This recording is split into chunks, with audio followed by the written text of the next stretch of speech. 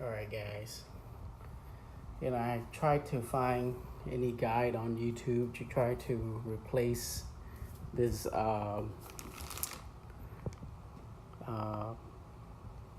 guess it's what they call it,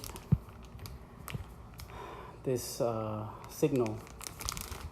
We had a issue with the us backing into the garage and damage done, so ordered a replacement part, but I couldn't figure out how to open the darn thing.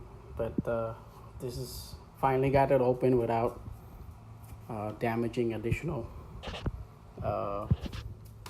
things on this thing. I guess the first thing you have to do is actually take out the mirror inside, which expose all these different screws, and then you can take the top piece off, and then everything is kind of easy afterwards. So here's the final results. I'm gonna just put back the